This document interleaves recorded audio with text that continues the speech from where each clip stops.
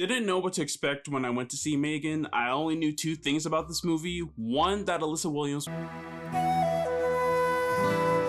was starring the main role. I liked her performance in Get Out, one of the few saving graces for that movie, and that it featured some high-tech robot toy. And after finishing it, I can say with 100% confidence that I could have went my whole life without seeing this with no consequences. M3GAN is about Gemma, played by previously mentioned Alyssa Williams. I did it! Who works at a toy company, Kinko, trying to make the next best holiday toy that'll make children clamor their parents to get. When she has to become the guardian for her niece, Katie, after her parents died in a car accident, but she's been working on a toy to end all toys. The Model 3 generative android, M3GAN for short, basically a personal companion that a kid can talk with like a real person, having a super brain chip to self-learn about anything to have a more personal connection with the user. And I will say I liked the design they did for her, adding minimal CGI for small details like her eyes and the rest being a real actress in costume. There were actually two actresses playing M3GAN, one for the voice and the other for the body, which was a great choice, as you can make up for a child's lack of acting experience with someone who's done voice acting before, and the voice matches M3GAN pretty well. Gives her an uncanny feeling when she starts to go ballistic, and it was fun to watch. When it comes to the other characters, I found them to be serviceable. Allison's performance isn't anything to write home about, but she was a nice main protagonist to follow through the movie, seeing how she has to struggle with her career aspirations and setting that aside for family. Violet McGraw, who played as Kitty, wasn't intolerable like many other child actors can be, though I did notice that some of her line delivery was a bit off, sounding like she was just reading off of a script. There was one scene where this was displayed when she was talking with M3GAN for a presentation to show how revolutionary of a toy she is, and her delivery actually helped with that scene. Probably not in the way they intended, but still nothing too egregious. That honor goes to Ronnie Chen's David, who is by far the most annoying character in the movie. Every scene he's in, I just sunk low into my seat, and the theater I went to doesn't have reclining one, so it was very uncomfortable. He's the way he is for what I assume is to be funny, but nothing he says or does is humorous, and he is loud for the sake of just being loud. There's one line where he says something around the lines of "let's go kick Hasbro in the dick," which got a laugh from a good portion of the theater because apparently saying a naughty word after seeing a well-recognizable brand is comedy genius. And this movie does attempt the funny quite a few times with lines from one of Gemma's co-workers, Cole,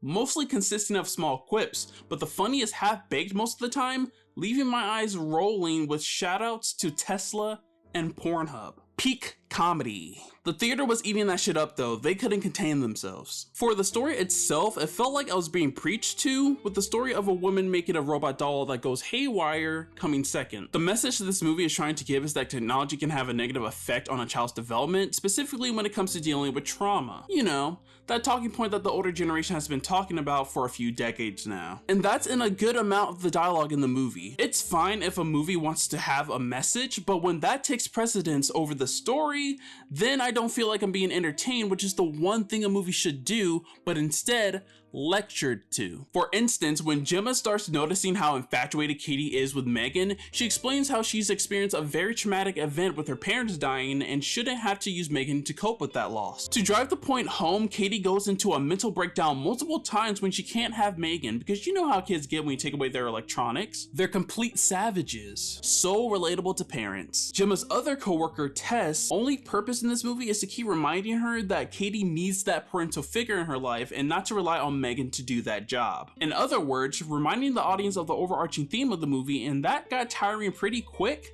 especially when she wasn't the only character to do that, as there was a therapist named Celia who would check in on Katie and Gemma from time to time to make sure Katie had a suitable living situation. However, her standards are confusing. I will be revealing specific plot details from here on out, so if you don't want to hear them, here's a timestamp to where you can skip to. You've been warned. When Celia first arrives, she wants to see Katie and Gemma playing with toys together to see how they interact. But since Katie just moved in, she doesn't have any. The only toys around are Gemma's old collectibles, still in mint packaging, and Celia shows disapproval in her not allowing Katie to play with them. Which I don't understand, since they are collectibles, meaning you collect them and store them for sentimental or monetary value. Two concepts which apparently brush past Celia. It's not like Gemma said that that she wasn't going to get Katie any toys. And when Gemma agrees to let Katie play with one of them and tries to show her how, Celia gets into a small fit because she's not letting Katie figure it out, which makes her question if Gemma offers a safe place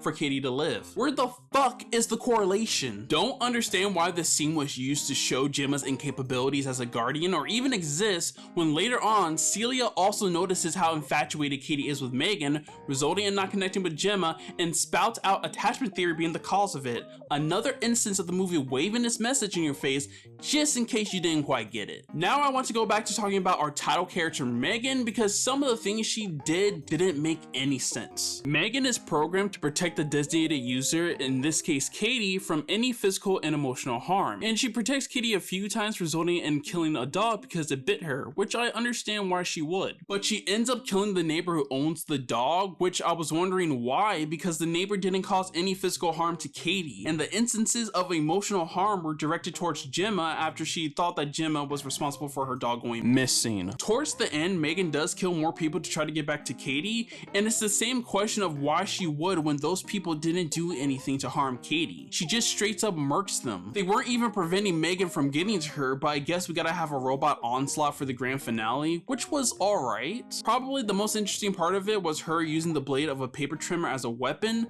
because everything else is textbook robot shenanigans. You know, before going to see this movie, I watched the original Child's Play thinking it would help me with my review, and I believe it did, as that movie was able to give me a great time featuring a killer doll without throwing the same mundane message in my face the whole time. It's crazy how that movie came out in 1988 and still holds up incredibly well to this day. But for M3GAN, it doesn't even hold a candle to it because it's too busy trying to hold on to a message instead of being entertaining. And I won't be surprised if I end up forgetting about it. That's all I have to say about M3GAN. Thank you so much for watching. If you liked what you see, please hit that like button, share with a friend, and subscribe. Over 80% of you guys watching my videos aren't subscribed, so why not drop one if you enjoyed? More content is on the way, and I'll give you a hint for an upcoming video. It has to deal with time travel. And I'll catch you guys on the flip side. Bye!